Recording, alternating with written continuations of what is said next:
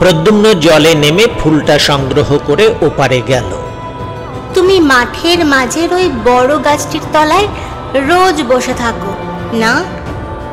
প্রদ্যুম্ন তাঁর হাতে ফুলটা দিয়ে বললে, হ্যাঁ, আমিও দেখি আপনি সন্ধ্যার সময় রোজই জল নিতে আসেন। ওই পাহাড়ের ওপরেই আমার ঘর। এসো তুমি আমার সঙ্গে, তোমায় খেতে দিই গে। হঠাৎ দেবী কেমন এক প্রকার বিহ্বল চোখে চারিদিকে চাইলেন।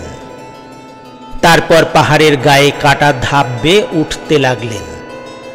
প্রদ্যুম্ন পিছনে পিছনে চলল। পাহাড়ের উপরে উঠে গিয়ে একটু দূরে বুনো বাঁশ ঝাড়ের আড়ালে বেশ পরিষ্কার পরিচ্ছন্ন একটা ছোট কুটির। দেবী বন্ধ দুয়ার খুলে ঘরের মধ্যে গিয়ে প্রদ্যুম্নকে বললেন, এসো। প্রদ্যুম্ন দেখলে কুটিরে কেউ নেই। জিজ্ঞাসা করলে, আপনি কি এখানে একা থাকেন?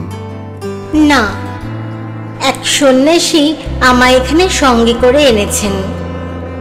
তিনি কি করেন আমি জানি না, কিন্তু মাঝে মাঝে এখান থেকে চলে যান, 5-6 দিন পরে আসেন।